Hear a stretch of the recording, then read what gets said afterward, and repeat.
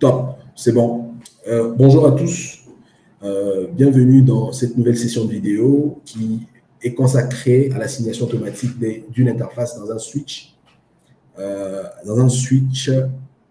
un VLAN.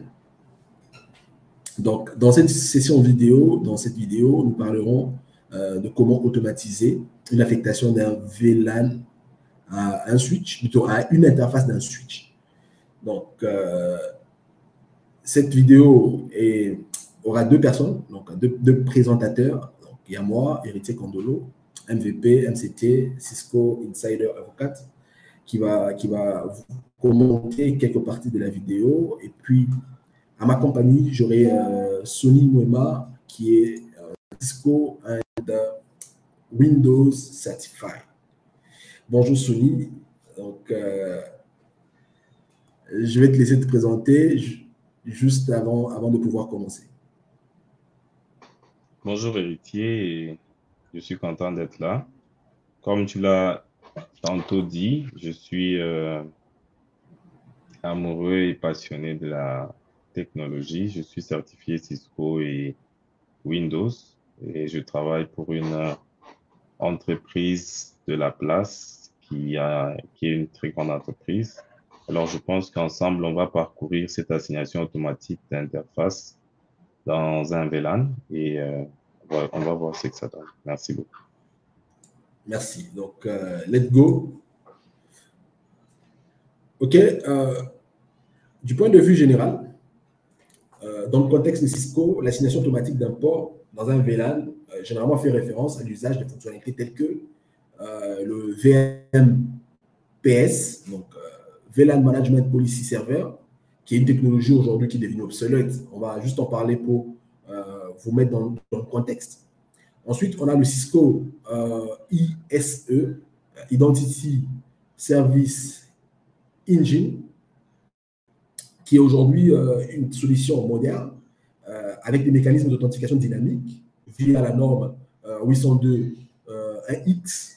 Et ensuite, on a le MAC-Base VLAN Assignate pour l'assignation dynamique basée sur le MAC adresse. Et on a le Flexi Authentic Dynamic VLAN Assignation, qui est cette façon d'assigner le port d'une manière dynamique en utilisant le radius et le profil d'un utilisateur.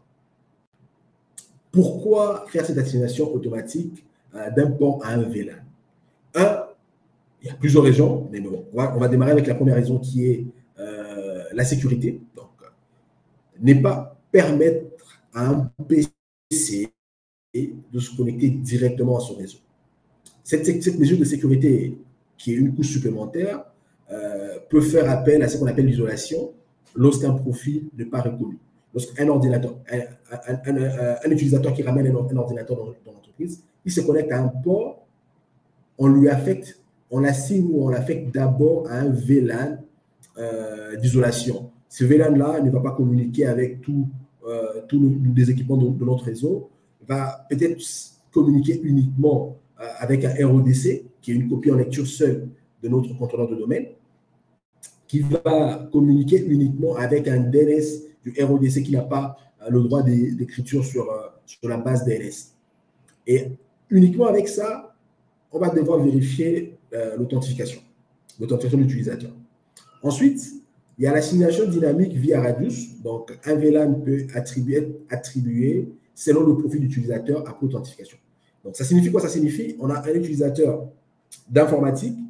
Lorsqu'il va, je dis une bêtise, il va dans un département finance, il va se loguer automatiquement, comme il fait partie de l'informatique, on va l'affecter dans ce VLAN IT, donc VLAN informatique. Ensuite, vice-versa. Donc, on peut avoir un financier qui se retrouve devant un ordinateur de l'informatique. Lorsqu'il se connecte, il se verra assigner automatiquement un VLAN propre ou rattaché à la finance. Ceci va éviter de se retrouver avec un utilisateur de la finance qui se connecte sur un PC qui est connecté à un port de l'informatique et avec des règles de sécurité basées sur le sous-réseau, d'éviter en sorte que cet utilisateur de la finance ne puisse pas avoir accès, à des ressources données pour le VLAN de l'informatique. Ensuite, on parle de la réduction des erreurs manuelles. Aujourd'hui, c'est fastidieux de commencer à affecter un VLAN à chaque mobilité d'un utilisateur, à affecter le bon VLAN sur cette interface-là. Déjà, à savoir si le département RH vous fait savoir que tel utilisateur ne fait plus partie du département finance, plutôt il fait partie du département, aujourd'hui il fait partie du département d'une bêtise, industrielle ou HR ou IT. Ensuite, on a ce qu'on appelle l'adaptabilité, donc cette partie flexibilité. Flexibilité où le port est affecté selon l'utilisateur connecté. On a bien parlé de ça juste au début lorsqu'on parlait de pourquoi on doit faire cette assignation automatique d'un port. Donc, sans plus tarder, je vais laisser Sony, je vais nous laisser parler. Donc, comme Caneva, on a deux parties. On a la partie config qui devra être fait au niveau des équipements Cisco. On aura aussi une partie de la config qui sera faite du côté Windows Server. Mais bon, je vais d'abord parler des prérequis avant de pouvoir lui laisser la main. C'est quoi le prérequis qu'il faut pour mettre en place ce type de topologie ou ce type de scénario de topologie? Un, il faudrait avoir un contrôleur de domaine, un ADDS. Pour notre cas, c'est sous Windows Server 2022. Pour votre cas, ça peut être du 2019. Il faut avoir une autorité de certificat, donc un CIE. Pour notre cas, on va le faire tourner sur un Windows Server 2022. Il faut avoir un NPS, donc Network Policy Server, qui est configuré comme étant un serveur Radius. Pour notre cas, ça sera aussi sous du Windows Server 2022. Et avoir un switch Cisco compatible à la norme 802.1x. Et pour la partie test de post-client, il faudrait avoir un client 802.1x. Dans notre cas, ça sera un post Windows Server, Windows client, un Windows 10. Donc, on va laisser Sony parler de la partie configuration qu'on pourra faire sur les équipements Cisco, afin que celui-ci puisse communiquer avec du Radius, qui fasse comprendre à un ordinateur, voilà, toi, tu dois aller sur tes VLAN, ainsi de suite. Sony, à toi la parole. Merci, Héritier. Je pense que ça, c'est la configuration qui sera faite sur l'équipement Cisco, compatible avec la norme 802.1x. En premier, nous avons cette première commande-là, la 3A New Model. Cette commande permet d'activer justement le modèle 3A Authentication, Authorization and Accounting sur l'équipement Cisco. La deuxième commande configure les mécanismes de le .1x qui permet justement d'indiquer au switch que l'authentification concernera la norme 802.1x. Et la troisième commande, c'est Authorization Network Default Group, c'est pour signifier au switch que la configuration se fait au niveau du service réseau. Ensuite, je pense la dernière commande, on spécifie le serveur qui doit être contacté par l'équipement Cisco en question. On a l'adresse IP du serveur Radius. Dans notre cas, le serveur sera le Windows Server 2022. Ensuite, ça, c'est la clé partagée entre les deux parties. Il y a la partie switch et la partie serveur. Je pense que ces commandes sont connues de tous ceux qui ont fait les basics de sécurité avec Cisco. Je pense que c'est un peu ça. Les 4 commandes pour autoriser et activer le Radius. Nous avons également, ça c'est cette je précise que les 4 précédentes commandes sont tapées en mode global, c'est-à-dire les configurations globales du switch. Et celle que nous sommes en train de voir actuellement, ça se passe au niveau du port, les ports concernés, c'est-à-dire les ports sur lesquels sera connecté les clients qui sera affecté dynamiquement à un VLAN. Je précise que les écrits en vert sont des configurations obligatoires pour que cette manipulation puisse fonctionner. Et en noir, c'est optionnel, hein, c'est à vous de voir en fonction de vos besoins. La première commande, c'est-à-dire on la tape pour accéder au mode configuration de l'interface.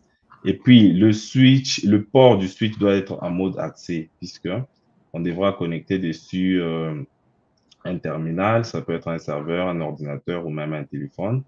Ensuite, on doit préciser le VLAN d'entrée, c'est-à-dire, on suppose qu'on peut avoir un VLAN quarantaine, dans notre cas, on va le voir, c'est-à-dire quand l'ordinateur est connecté pour la première fois à notre réseau, ça sera affecté dans ces VLAN qu'on va préciser là.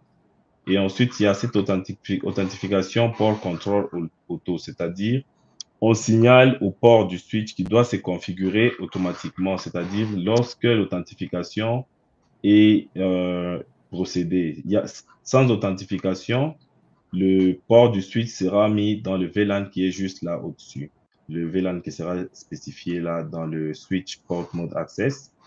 Et Authentication Event Notice Response Action Authorized VLAN ID, c'est-à-dire si lors de l'authentification, il n'y a pas de réponse du côté du serveur Radius, il y aura un VLAN temporaire peut-être qu'on pourra, dans lequel pourra être placé le port.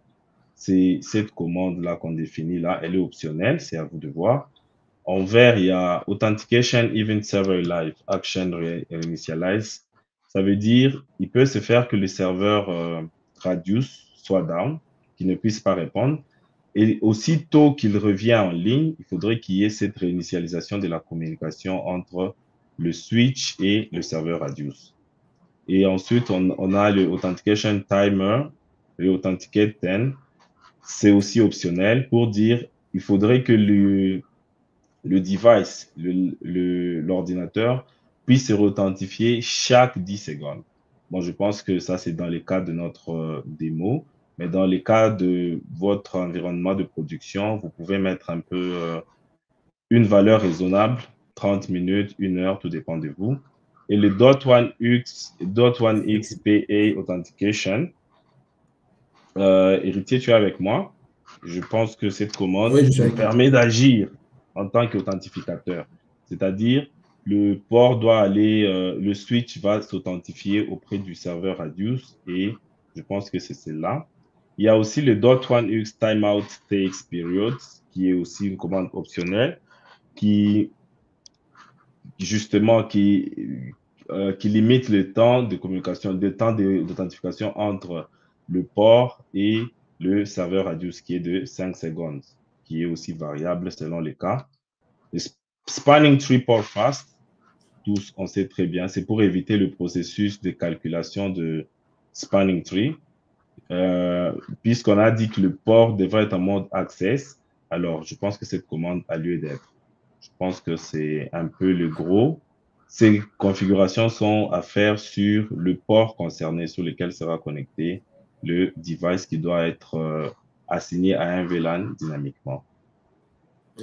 Effectivement, effectivement. Je pense que Oui. si vous avez un switch qui a plusieurs ports, vous pouvez faire interface range, vous sélectionnez tout le port, vous mettez cette Tout à configuration fait. par défaut, par défaut plutôt sur tous vos ports où les utilisateurs est censé se connecter. Et vous pouvez aussi Exactement. les inclure dans le process de packaging ou de build de chaque configuration de vos switches en push avec un Zimmer qui va aller, un Zimmer qui va aller configurer un modèle par défaut ou un modèle de démarrage de vos switches. Tout à fait. Oui, et en fait, nous avons aussi cette dernière commande, toujours pour indiquer au switch. Cette commande s'applique aussi dans le mode global. Elle est à configurer dans le mode global pour indiquer au switch que c'est toi qui iras t'authentifier auprès du serveur Radius. Celle-ci aussi est applicable dans tous les cas. Une commande obligatoire. Je pense qu'on devrait aussi la mettre en vert. Ah oui, effectivement. Oui. Effectivement. Alors, pour troubleshooter, on le sait très bien. Après toutes les configurations, il y a cette commande à taper dans le mode de privilège là. Show.1x interface. Tout dépend de l'interface sur laquelle vous avez configuré les paramètres qu'on venait de voir tout à l'heure avec comme paramètre details pour avoir les informations. Je pense qu'on verra très bien les résultats de cette commande dans notre démonstration de tout à l'heure. Effectivement. Cette commande, ça ne signifie pas lorsque vous devez faire le troubleshoot, vous devez vous limiter à cette commande. C'est une des commandes supplémentaires de troubleshoot que vous devez rajouter dans votre liste de commandes de troubleshoot. À savoir, en dehors de show login, qui vous permet de voir plusieurs logs, vous pouvez aller dans les détails avec cette commande-là.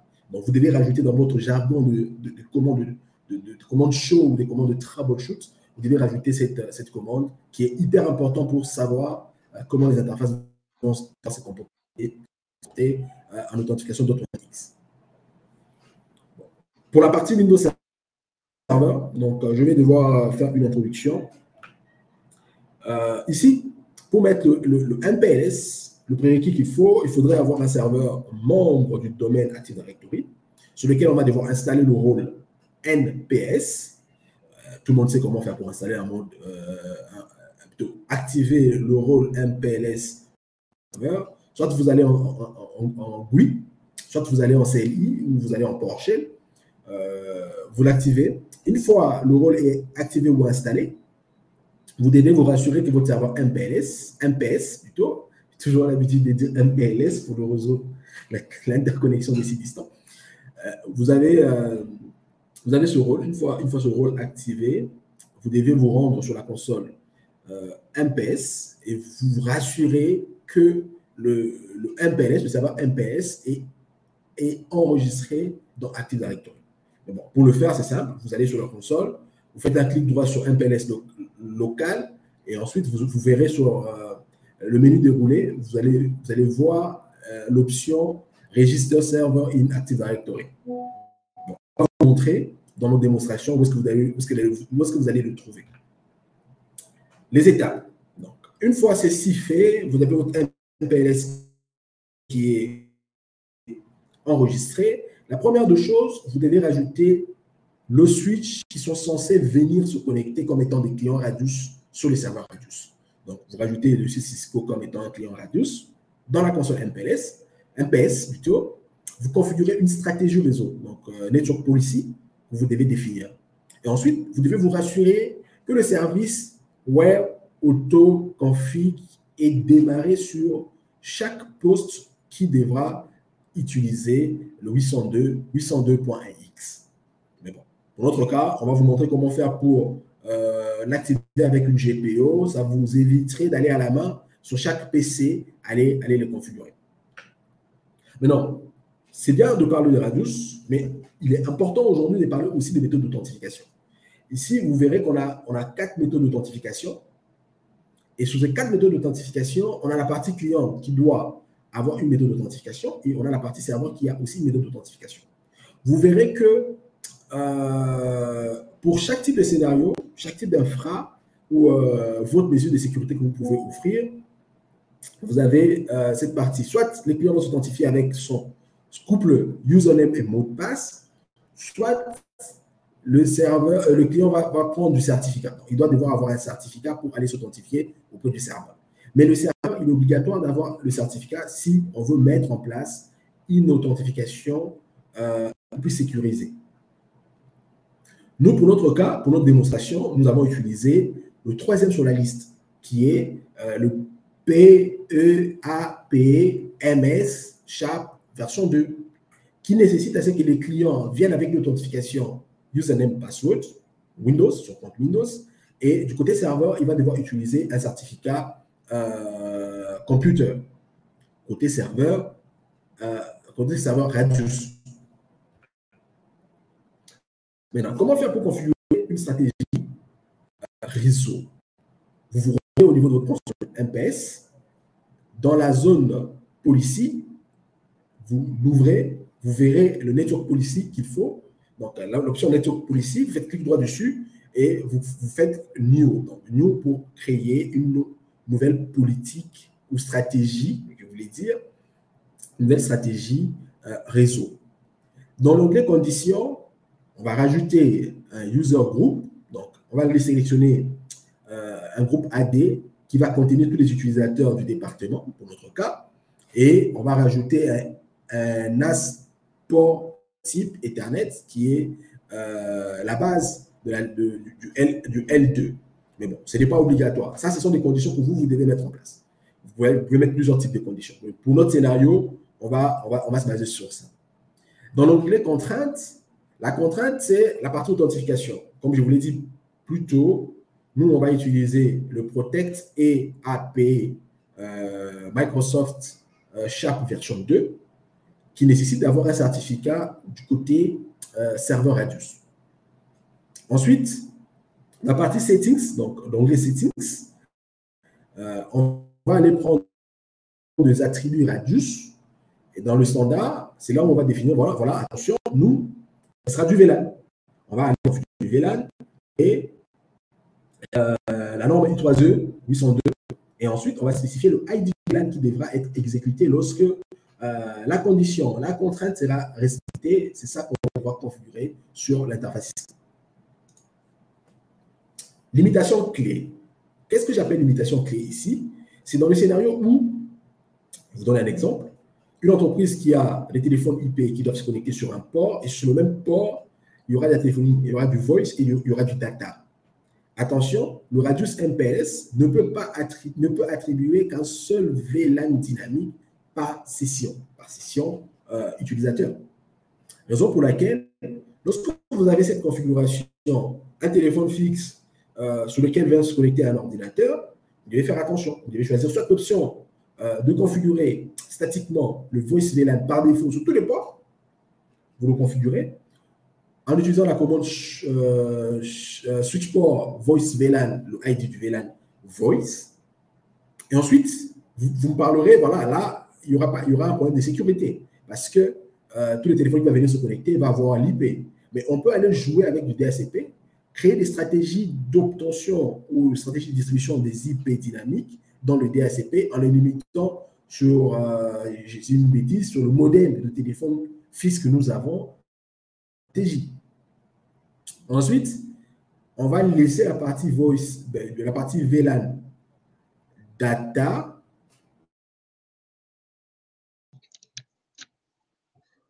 Ensuite, comme je disais tout à l'heure, vous allez taper la commande pour assigner d'une manière statique toute la partie voice VLAN. Comme méthode de troubleshoot de Radius, je vous recommande vivement d'utiliser le Event Viewer, donc journal d'événements, pour aller voir les événements qui vont remonter dans votre serveur Radius.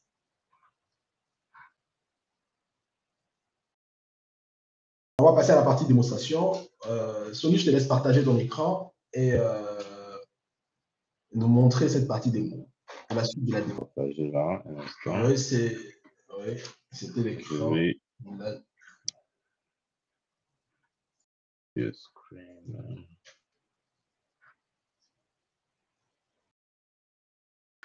OK.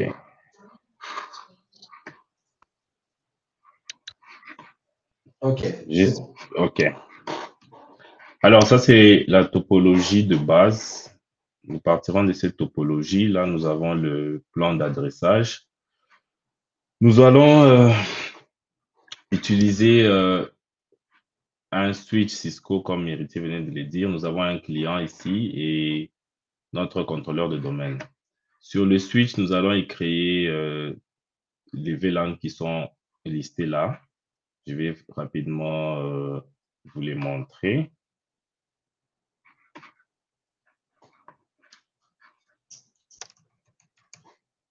Tu pourras juste agrandir les écrits pour que ce soit un peu plus visible. Oui, minute. OK. Je pense que là, c'est plus ou moins visible, n'est-ce pas? Alors, j'étais sur le point de montrer les VLAN qui ont été créés. Alors, on a un VLAN 10 dans lequel se trouve notre serveur. On a le VLAN 40 qui est le VLAN quarantaine. On a le VLAN 100 IT, VLAN 200 finance et le VLAN 300 HR. Ça, c'est... Et j'ai configuré également pour chaque VLAN une adresse IP qui sera comme la passerelle. Alors, je vais juste vous montrer pour un des VLAN. Je pense que On est bon là. J'ai une IP là. Ça, c'est sur la partie switch. Je vais y revenir tout à l'heure. Et sur la partie Windows, alors j'ai mon client qui est là, qui n'est pas encore intégré au domaine. J'ai mon serveur sur lequel je vais me connecter rapidement. Alors, je suis là. On peut voir que dans le journal d'événements, jusque-là dans NPS, il y a juste 2 événements qui ne nous intéressent pas pour l'instant. Mais on va y revenir après qu'on aura fini avec toutes les configurations. Là, c'est notre serveur qui a son adresse IP en 10.00.10. Je vais essayer rapidement de pinguer le switch qui est en 99.00.254. Je pense qu'il y a la connectivité. Alors, le client, pour l'instant, il est en DHCP. Il devra obtenir son adresse IP via le VLAN dans lequel VLAN 40. oui, VLAN 40 ou les VLAN dans lesquels il sera affecté. Alors, comme on a parlé du VLAN d'entrée, je crois bien qu'on l'a déjà mis dans ce VLAN de quarantaine, qui sera considéré comme le VLAN par défaut. Oui. Donc, le client est bel et bien dans le VLAN 40, qui est le VLAN quarantaine, qui permettra de contacter le contrôleur de domaine afin de s'authentifier. Alors, dans un premier temps, je vais aller dans la console NPS. Nous allons créer notre premier client Radius. J'espère que c'est visible. Là, c'est visible. Ouais, c'est visible. On peut pas faire mieux. Oui. Alors, Héritier parlait d'enregistrer le serveur Radius afin qu'il puisse lire dans le contrôleur de domaine. Ça, c'est déjà fait. En faisant un clic droit, on va cliquer juste sur Register Service in Active Directory. Ça, c'est déjà fait. Alors, la deuxième chose, je vais créer un premier client Radius qui est le switch, parce que c'est le switch qui devra venir s'authentifier auprès du serveur Radius et assigner les VLAN automatiquement. Je vais cliquer sur New. Le serveur est en anglais, comprenez. Alors, le friendly name, je vais carrément mettre le nom du switch qui est le switch 1 et son adresse IP qui est le 10.99.00.254. On va vérifier cela. Je pense que c'est bon déjà. Et la clé partagée, la clé secrète, comme Héritier l'avait dit, je vais juste la taper dans un autre pad pour être sûr de ne pas me tromper. On va mettre un Cisco 1, 2, 3. Point d'exclamation, je vais copier. Je vais coller là. Je pense que c'est bon pour le client. Deuxième chose, on devra maintenant créer des policies pour les networks. Alors, étant donné qu'on a 3 VLAN, nous aurons 3 policies, c'est-à-dire par VLAN, il y aura une policy. Je vais commencer avec la première policy que je vais appeler VLAN 100, qui est notre VLAN IT. Je ne vais rien changer là. Je clique sur Next. Alors, ici, c'est là que je vais ajouter les conditions. Dans notre cas de figure, on va utiliser le Membership Group qui est juste là au-dessus. Mais là, vous avez plusieurs possibilités. Vous pouvez aussi ajouter les conditions telles que départ les types de vendeurs. Vous dites dans notre environnement, on n'a que des laptops HP, on n'a que du Dell ou je ne sais pas moi. Alors, c'est à vous de voir les types de vendeurs. Mais dans ce cas de figure, je vais prendre juste les user groups que je vais ajouter là. Dans j'ai déjà créé les groupes qui sont chaque groupe fait référence à un VLAN. Alors, il y a le groupe finance, groupe HR et le groupe IT. Alors, dans ce cas de figure, puisqu'on est dans le VLAN 100, ça sera le groupe IT. Je vais vérifier qui est là. C'est-à-dire, la première condition, il faudra que l'utilisateur fasse partie de ce groupe IT pour que le VLAN, il soit assigné dans le VLAN 100. Effectivement. Le VLAN IT, oui. Alors, je vais aller sur Next. La permission, c'est on donne l'accès ou on interdit l'accès. Là, on voudrait lui donner accès. On laisse Access Granted coché. On fait Next. Le type d'authentification, comme Héritier l'a dit, on va aller sur Add, sélectionner la deuxième option, Microsoft Protected EAP. Et ensuite, on va juste laisser cocher la première option, Microsoft Encrypted Authentication Version 2. Je fais Next. Ici, je ne vais rien changer. Configuration Settings, rien changer. On laisse par défaut et c'est fini. La première policy est en place. On ne va pas se casser la tête. On va juste la dupliquer pour créer la deuxième policy. Je double-clique. Sony, je pense qu'il faudrait ajouter les attributs radius qui va affecter les VLAN avant de pouvoir attribuer. Comme ça, on n'aura pas à se casser la tête à réajouter les attributs. Exactement. Je pense qu'on va aller dans le settings. On va aller sur settings là. Avant de dupliquer, oui. Je pense que je vais enlever tous les deux options que j'ai là. Ensuite, les trois attributs, je vais aller choisir. Il y a tunnel type. Exact. Tunnel type. Le premier. Alors ici, c'est assignation de VLAN. Le type de tunnel, c'est l'assignation de VLAN. Je vais cliquer sur OK. Ensuite, je vais chercher tunnel medium type. J'ai vu ça là. Je vais aussi l'ajouter.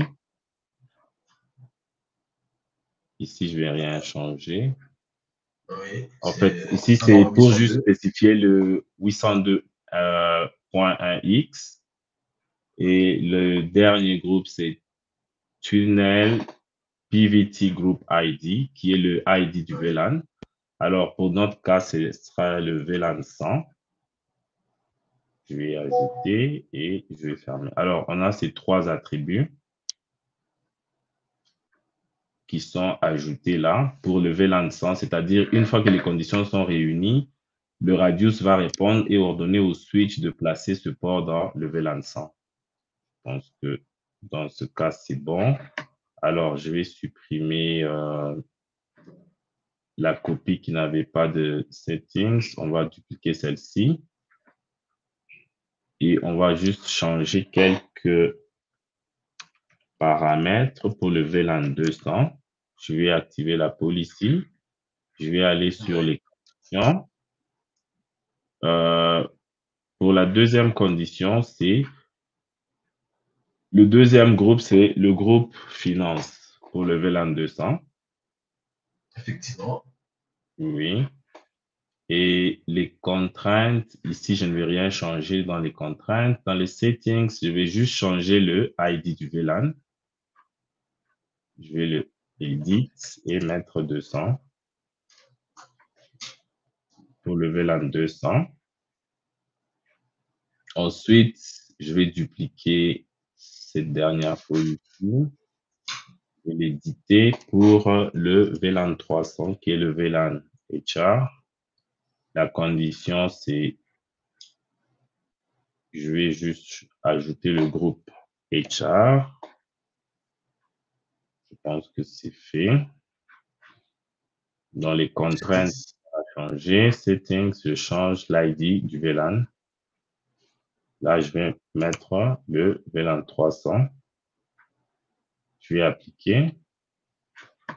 Alors, en ce qui concerne la configuration sur le radius, je pense qu'on a terminé pour les trois VLAN.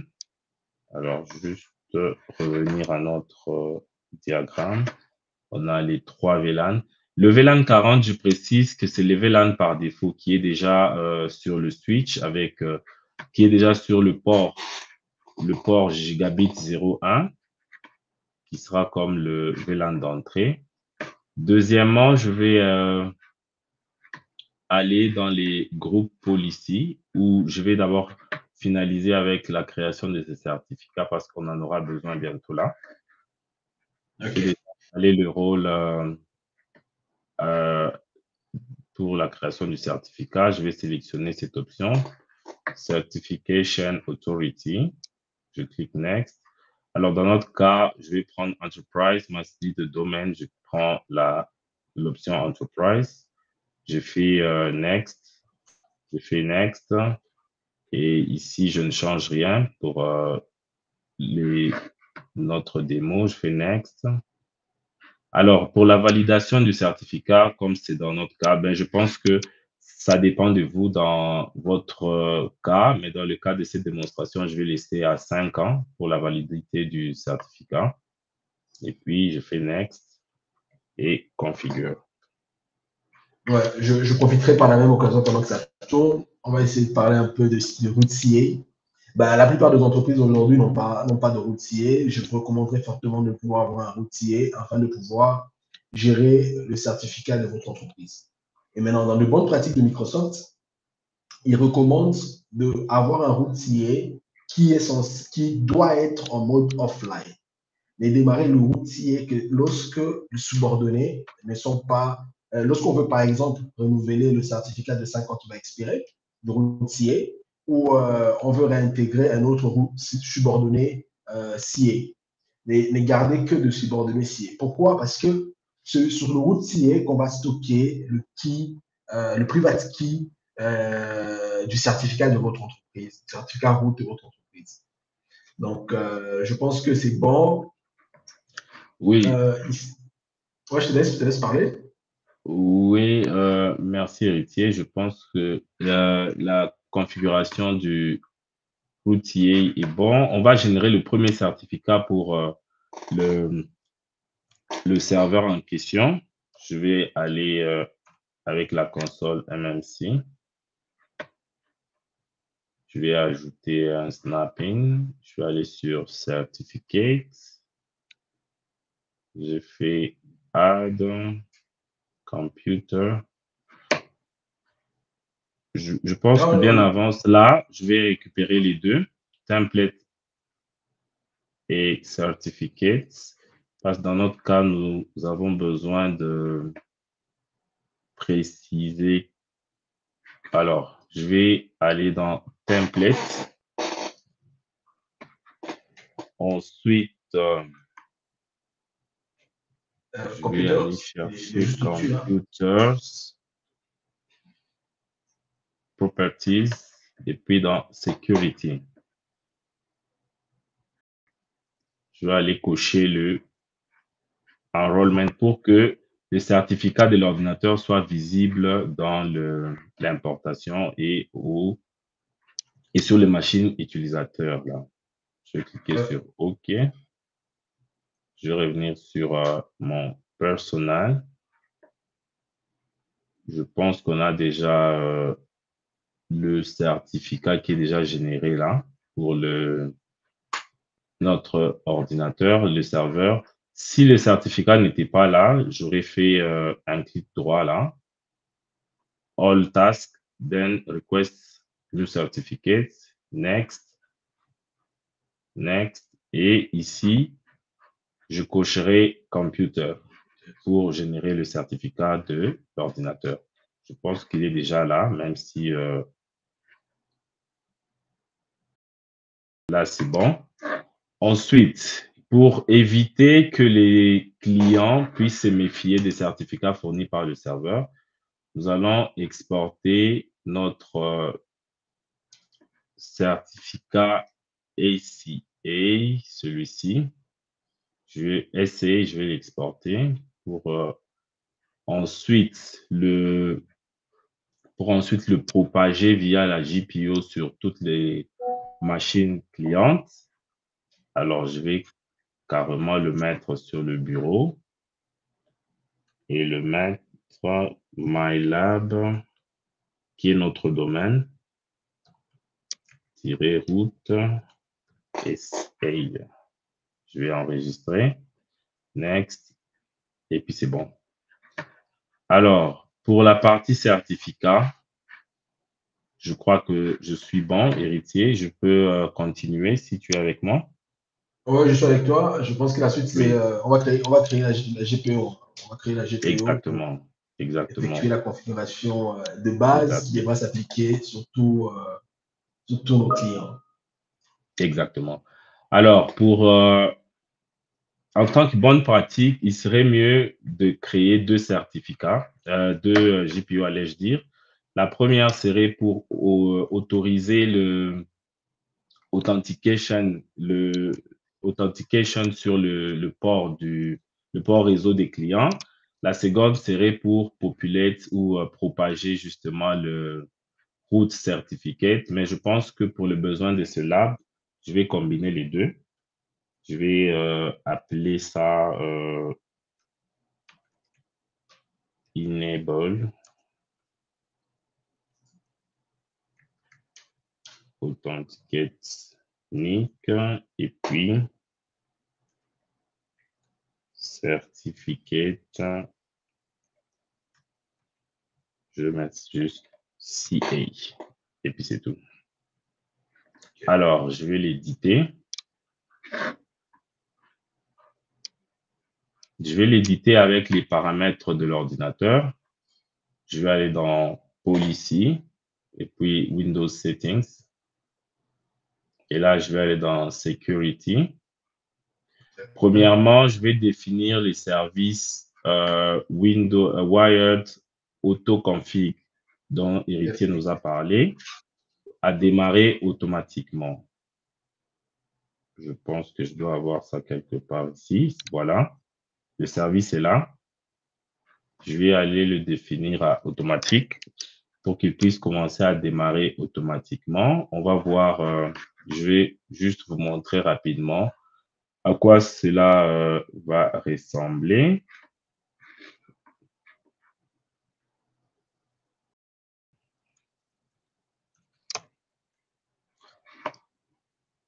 Alors, le service que je viens de définir sur automatique, il va permettre justement à la carte réseau. Là, je suis sur ma carte réseau du côté client.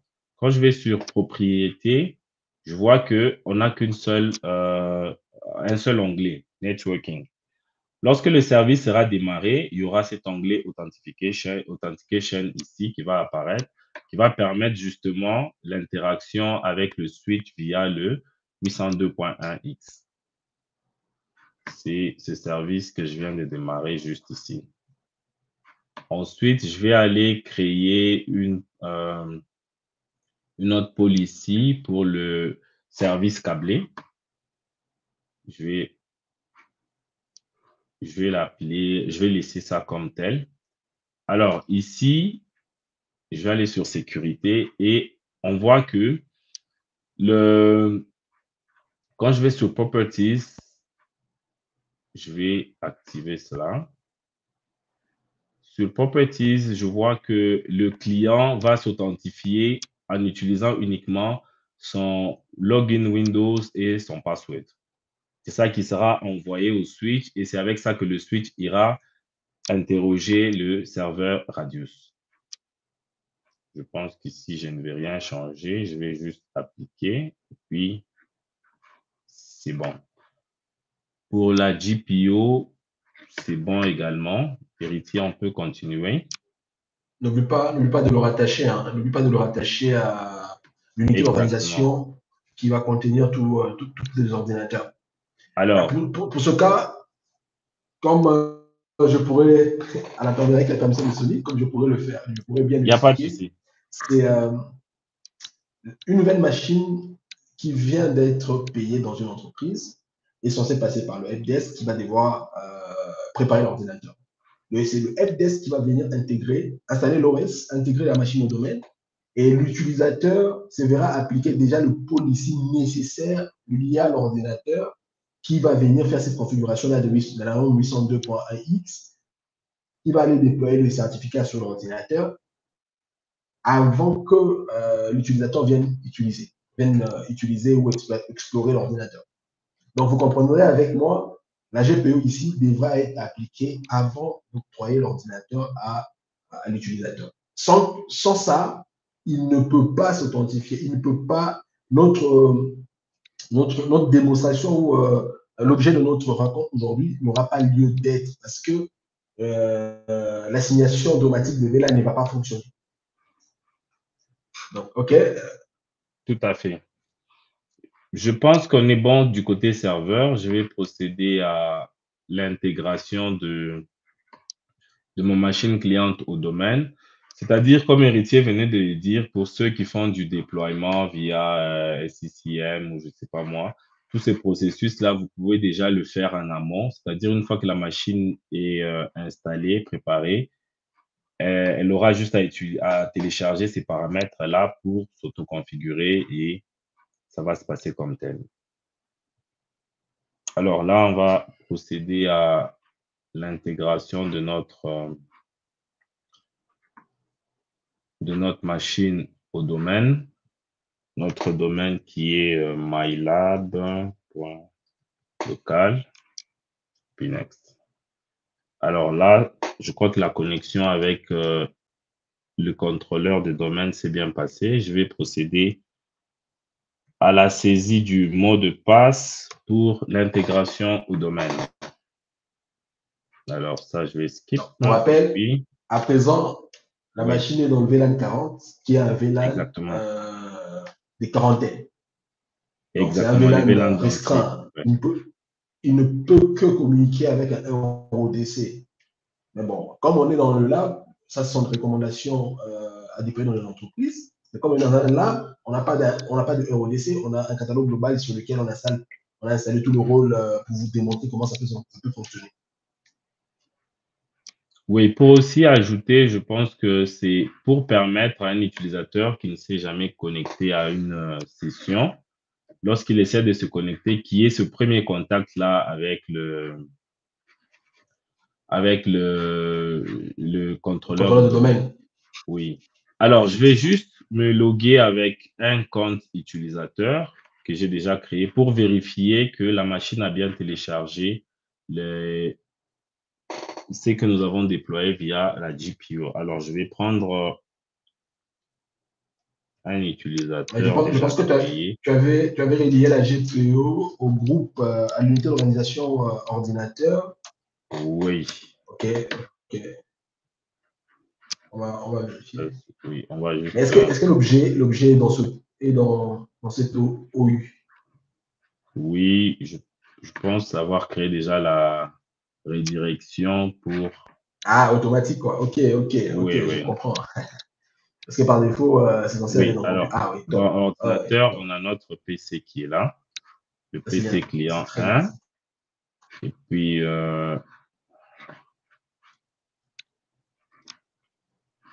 juste contre-vérifier que la stratégie de groupe a été rattachée à l'objet, à l'OU ordinateur, c'est déjà fait. OK. Donc, à ce stade, je vais juste faire une vérification. Je vais juste vérifier si le service auto est en train de... un moment.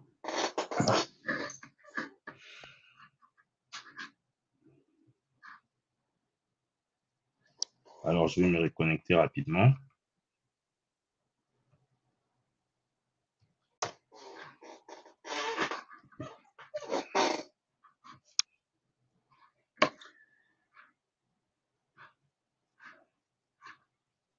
Alors, jusque-là, je n'ai pas encore activé le triple A sur le switch.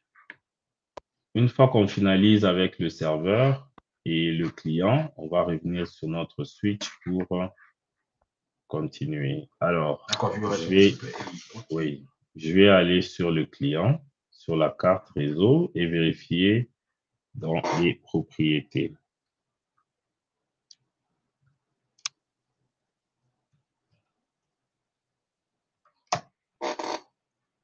Alors, on voit bien que l'onglet Authentication est là et ça nous indique que celui-ci a été ajouté via une stratégie de groupe. Donc, on est bon là. Je pense que du côté client, c'est bon et du côté serveur. Jusque-là, on va vérifier dans notre journal d'événements. Il n'y a pas encore eu d'événement parce qu'il n'y a pas encore eu de tentative d'authentification ou un processus dans ce sens-là. On va revenir sur le switch pour le reste des configurations. Alors, je vais y aller rapidement. Je vais aller en mode config. Je vais activer le AAA, New Model. Alors, oui. Ensuite, on va activer l'authentification. Authentication.1x. .1x plutôt. Default group. Default group. On va mettre du radius, c'est bon. On va lui signifier que cette authentification s'est fait au niveau de l'autorisation sera au niveau du réseau, network, default, group, radius. Ensuite, je vais préciser le serveur. Je vais carrément l'appeler DC1 comme on l'a appelé là. Je vais préciser son adresse IP. IPv4. Alors, notre serveur, c'est le 10.0.0.10. Ensuite, on va préciser la clé partagée. Alors, c'était du Cisco 1, 2, 3. Je pense que c'est bon. Alors, au niveau de la configuration globale du switch, on a fini. On doit maintenant aller configurer l'interface. On peut passer directement à l'interface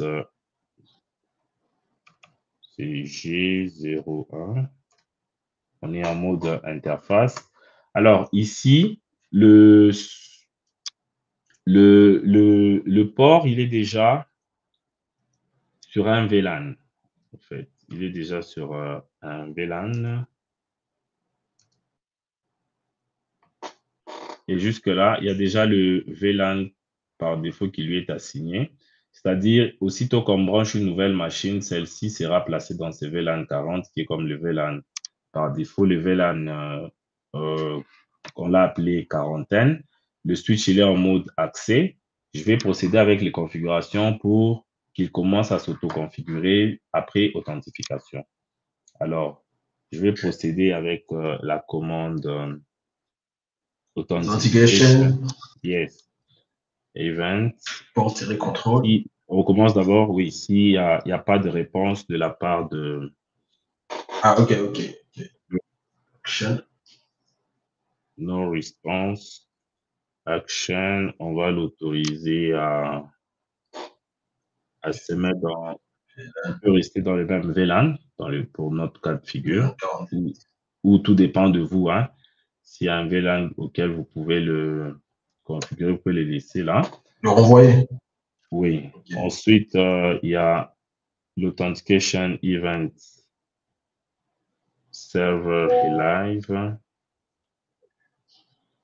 Action. Initialize. T'as oublié action? Action. Merci, héritier. OK. Alors, cette commande, je disais tout à l'heure, dans le cas où le serveur n'est pas joignable, lorsqu'il revient en ligne, lorsque le serveur peut-être a redémarré ou quelque chose comme ça, il faudrait qu'on réinitialise cette authentification-là sur ce port. C'est le rôle de cette commande. Après, on va forcer le port à s'auto-configurer en rapport à la réponse de notre radius. Aussi, on voudra exactement. Je vais activer le .1x sur cette interface. C'est bon. Et puis, il y a le .1x timeout period. On va mettre juste 5. Et aussi authentication timer reauthenticate. Alors, dans ce cas de figure, c'est 10 secondes. C'est-à-dire, chaque 10 secondes, la machine devra se authentifier. Mais dans les cas plus pratiques, c'est mieux d'agrandir cette valeur, d'aller à 100 ou 1 heure, 30 minutes. C'est ça qui serait plus raisonnable. Alors, je vais enregistrer ma configuration. Alors, je pense qu'on est bon. On va juste... N'oublie pas d'activer le .1Q en mode global. Hein. Oui. .1Q système, authentication, control. Ouais. Merci, Héritier.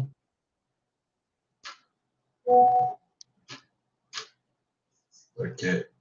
Oui. Top. C'est bien. C'est bon.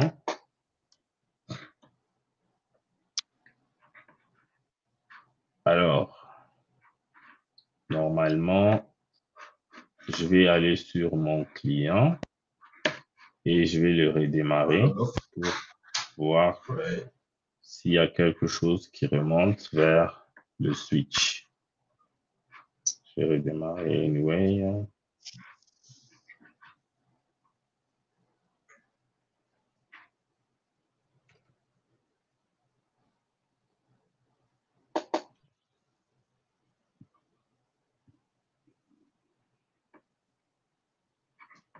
OK, c'est bon signe.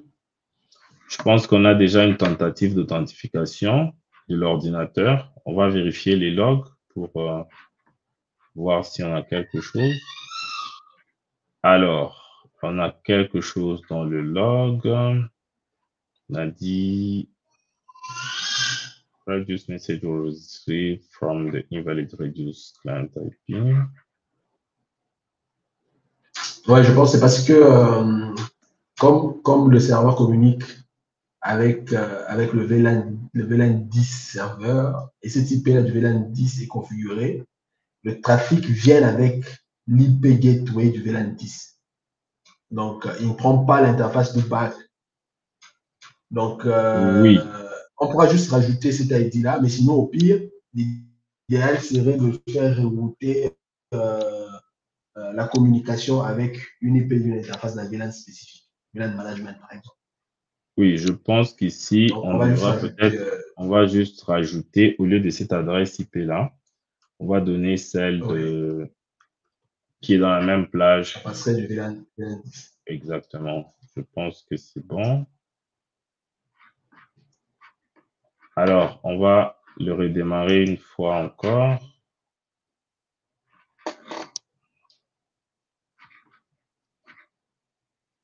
Merci, Héritier, pour cette observation.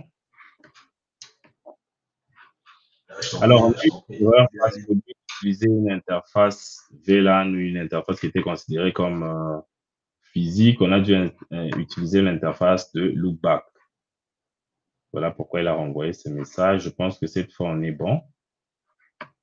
Je crois qu'il y a le message. L'accès a été parce que l'ordinateur a essayé de se connecter, de s'authentifier auprès du serveur. Avec la session.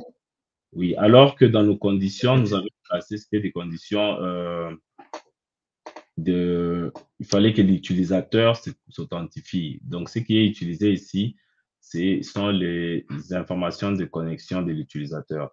Alors, généralement, ce qu'on doit avoir, étant donné que l'utilisateur Jean-Marie est dans le groupe, il devrait être dans le groupe finance, je pense. Alors, Jean-Marie étant dans le groupe finance, si l'authentification se déroule bien, son port doit être affecté au VLAN 200. Je vais juste vérifier le VLAN. Je vérifie les statuts. Alors, jusque-là, le port 0, 0, il est Non, c'est le port 1 bar, là. 0, Il est 0 toujours bar dans 1. le port. Ouais, il est toujours dans le port, Dans le dans le VLAN VLAN 40. Je vais maintenant m'authentifier avec le compte de Jean-Marie.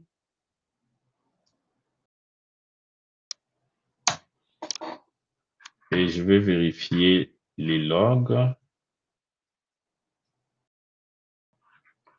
Alors, qu'est-ce qu'on a là? C'est pas grave, je pense qu'on n'a pas relié le certificat on n'a pas relié les certificats Oui, the aux connexions network Radius. property, user account active is denied to access user. Je pense que Rajoutons les certificats au niveau de Radius, au niveau du policy Radius. oui. Un instant, je vais y revenir là.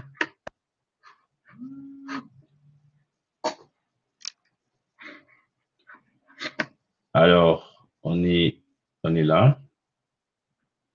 Non, c'est dans Network Policy, oui. On va éditer, oui, ça là. OK. Je pense dans les contraintes ici. Sélectionne. Edit. Là, c'est bien. Ouais, c'est le bon qui est sélectionné.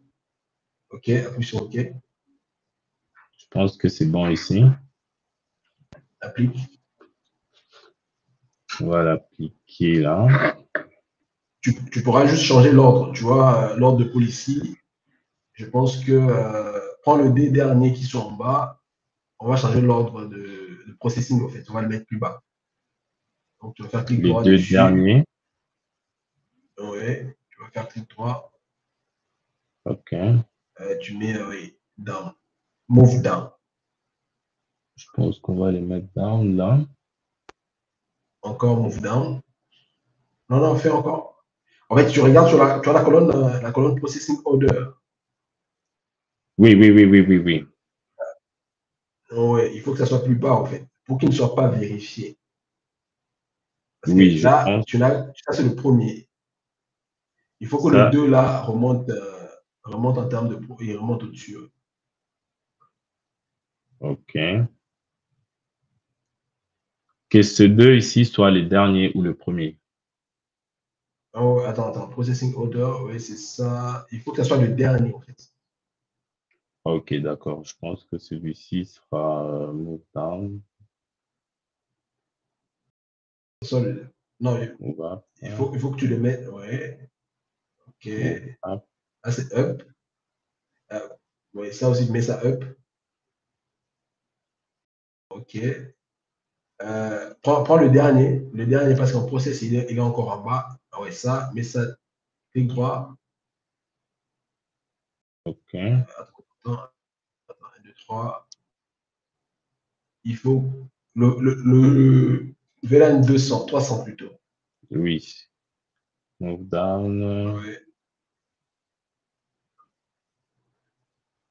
Bon, OK. Réessaye de te connecter, on va voir. OK. Je vais log off. Log off.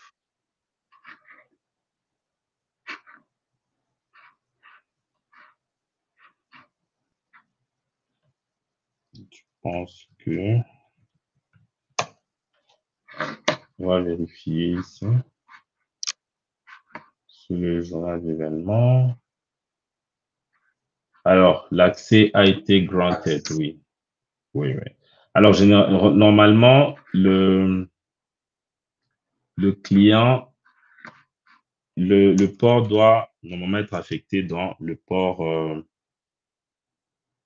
dans le VLAN 100 ou le VLAN 200, allais-je dire. Alors, je vais vérifier rapidement.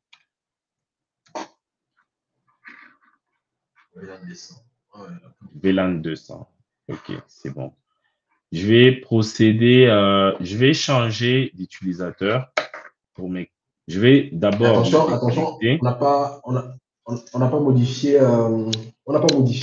pour les autres pôles ici leurs leurs droits. contraintes, les assigner à au certificat qu'il faut. J'ai Il faut faire dupliqué ça pour le VLAN 200. Je pense Donc, que tu c'est as déjà dupliqué avant d'assigner le certificat. exactement. Et donc là, il faudrait que tu édites, tu relis au certificat. Je te suis pas très bien.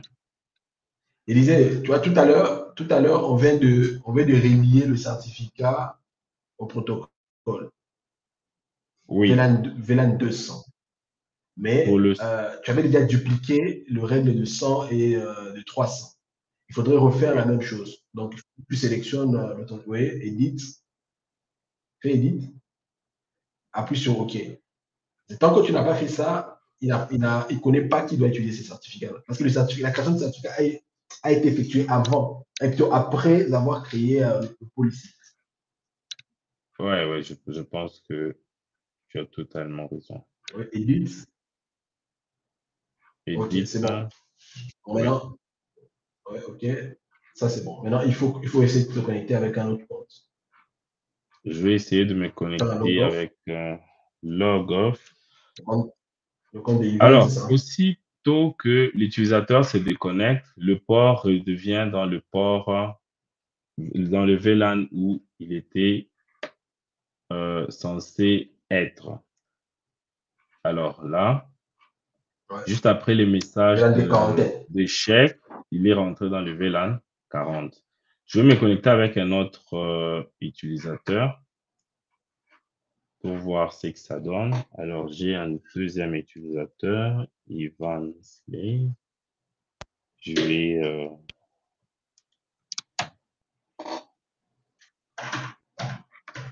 Donc, ça signifie, s'authentifier vous ici. loguez votre PC, ça déconnecte Tout votre à PC fait. du bon VLAN, ça le met dans le VLAN quarantaine. Quelqu'un d'autre vient se connecter, il va dans son VLAN. Je pense qu'il n'a pas encore Non, reçu non. d'adresse IP. Reçu Il est en train l'adresse IP, d'identifier, oui. c'est ça. On va patienter juste le temps qu'il obtienne une adresse IP et puis on va essayer de se connecter. Effectivement. Je vais carrément forcer son redémarrage pour Comme que il ça se aille. balade entre les VLAN, il faut Oui, déjà s'assurer qu'il est connecté dans le VLAN, il a l'IP qu'il faut. exactement. Il faut ce temps-là de convergence-là. Rafraîchissement d'IP.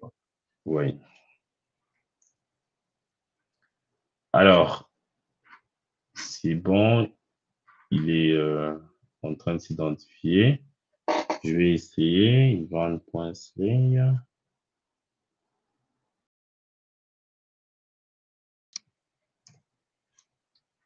On va lui Je pense donner pas un qu'il petit a moment. déjà une IP. Je vais carrément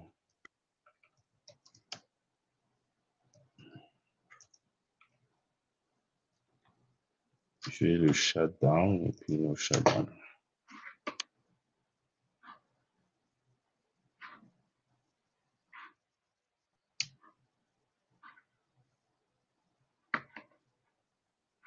Ça prend un petit moment.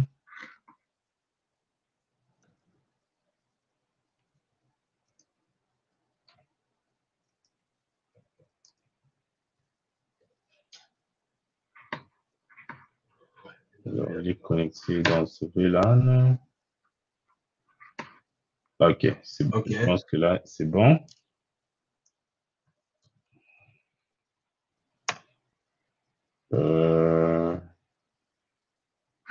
On revient, on va voir si vraiment il a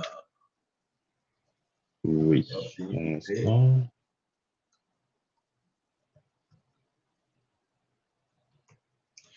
Alors, je vais vérifier s'il a une IP. Ouais, si tu connectes là, il va passer en VLAN 200. Oui, juste pour... donc là. Donc, C'est on peut 200. déjà constater les changements imminents là, aussitôt que la connexion, l'authentification est réussie, il passe directement dans le bon VLAN. Alors, je vais le déconnecter.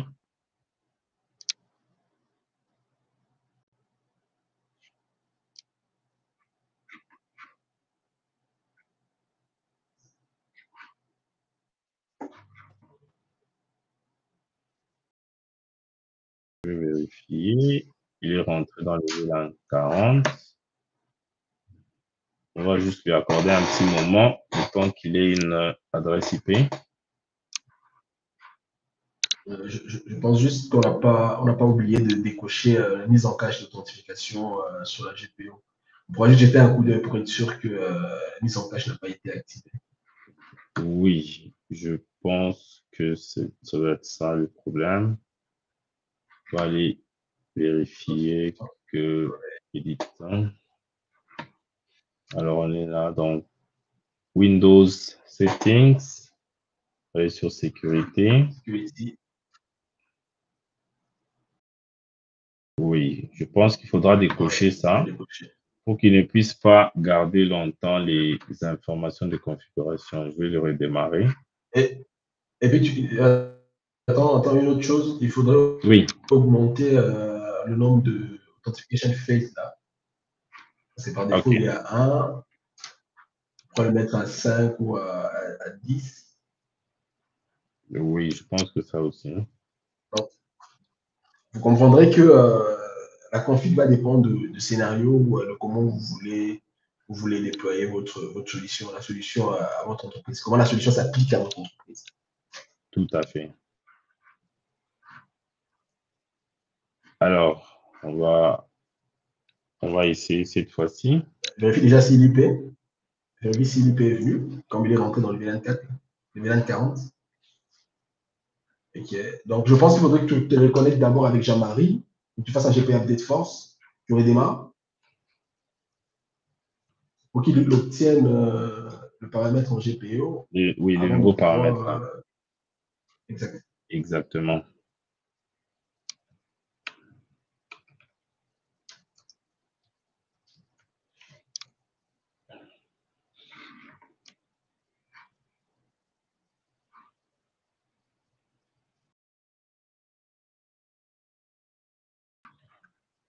Alors, il est en train de... Il ne s'est pas encore connecté. Il est en train d'obtenir une adresse IP. Ça peut prendre un petit moment. Ok, là, c'est bon.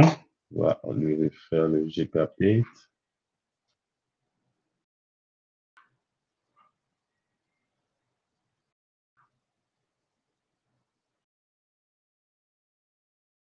Je vais carrément redémarrer pour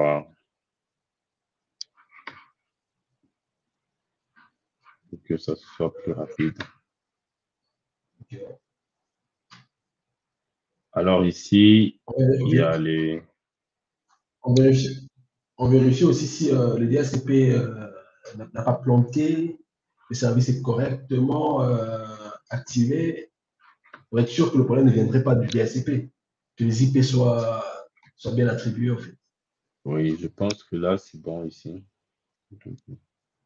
Ok.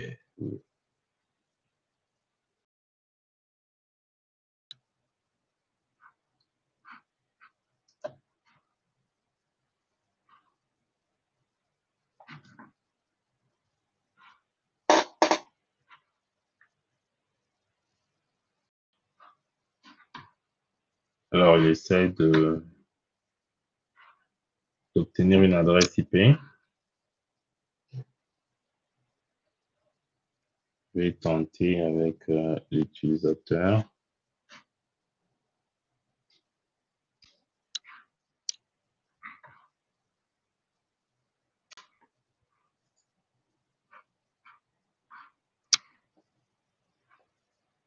Toujours pas d'IP. Voir le switch.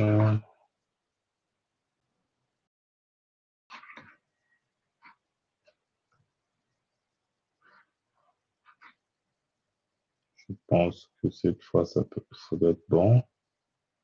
Oui, c'est bon.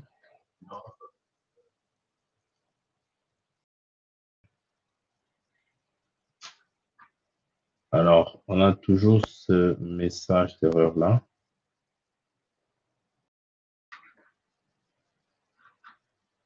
Je vais juste vérifier si la connectivité est bonne avec le serveur DHCP.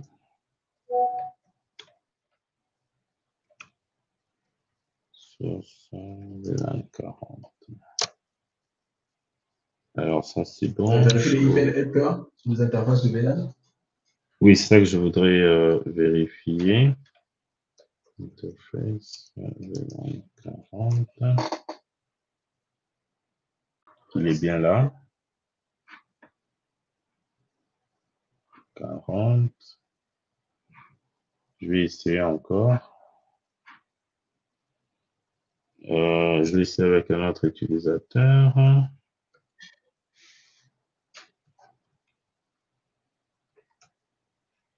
Je pense que ça, c'est Ok. bon.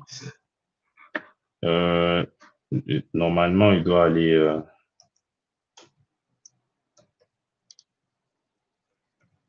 Dans notre VLAN. Alors VLAN oui, 300. il est dans le Ok. VLAN 300, le HR. On va réussir avec le dernier Ivan pour être sûr que tout est là.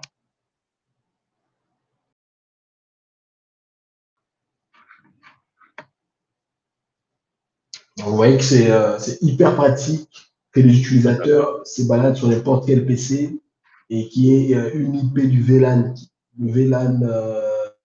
lié à son département, car il y a peut-être une politique de sécurité où il y a des policiers qui interdisent tel VLAN à pouvoir communiquer avec telle ressource.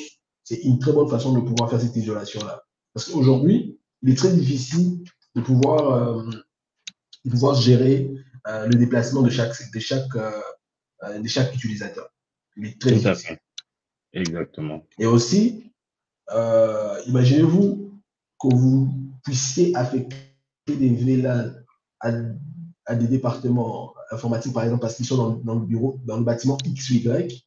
Mais lorsqu'ils se retrouvent en train de travailler pour des raisons Y dans la partie X de votre usine ou de votre entreprise, que l'informatique soit obligée de pouvoir affecter le VLAN, le port au bon VLAN.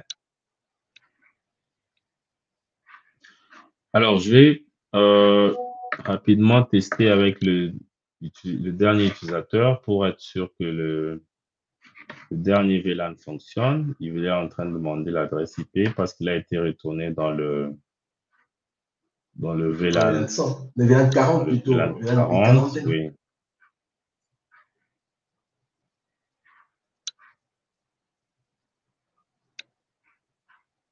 Alors, le redémarre.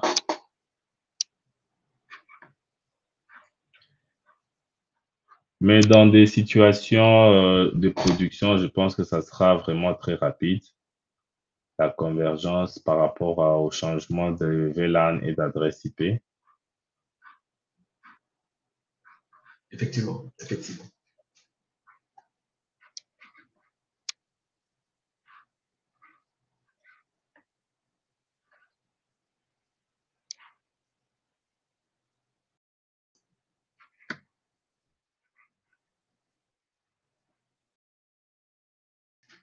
Alors, on va lui donner un petit moment avant de réessayer.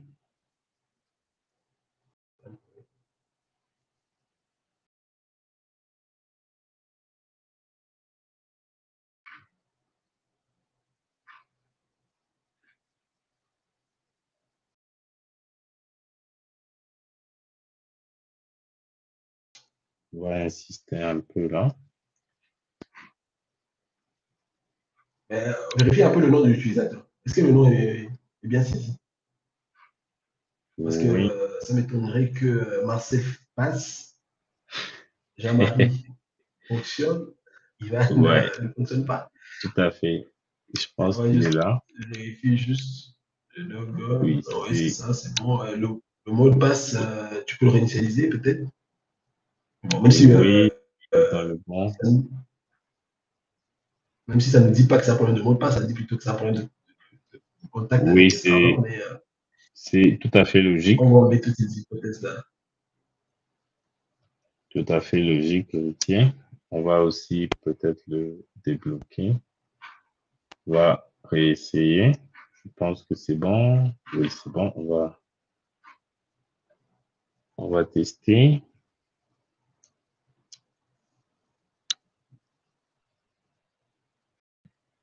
OK, bingo. OK. Cette fois, c'est bon. Alors, il devra être, lui, dans le VLAN 100, normalement. Exactement. Il est dans le VLAN 100, là. Je pense qu'on est bon et on a testé tous les 3 utilisateurs en fonction du tout. Bon, voilà. Je pense qu'on a fait les tests sur le 3 utilisateurs, ça fonctionnait impeccablement, ça fonctionne comme vous voulez que cela fonctionne, mais qu'à ça n'empêche, vous pouvez améliorer la config en allant sur le site des Cisco pour voir plus de commandes qu'on pourra rajouter sur l'interface sur base de vos scénarios. On pourra, pour mieux comprendre le fonctionnement de l'assignation automatique ou comment fonctionne la norme 802.x, vous pouvez vous rattacher ou vous pouvez aller lire le document de la norme qui est sur Internet pour comprendre comment ça fonctionne. Donc, je pense à ce stade, sauf si Sony a quelque chose à dire, je pense qu'on va devoir s'arrêter là. Et on vous dit merci et continuez à rester avec nous. Il y aura d'autres sujets un peu plus professionnels dans ce sens. Oui. Merci beaucoup. Merci, Héritier. Merci à tous ceux qui vont suivre cette vidéo. On espère qu'elle vous sera très utile. S'il y a d'autres questions, n'hésitez pas peut-être à les poser dans les commentaires. Ce n'était qu'une première, mais on ne doit pas s'arrêter là. D'autres sujets sont en train de venir. Et merci pour l'invitation. Merci beaucoup. Merci. Okay. À bientôt.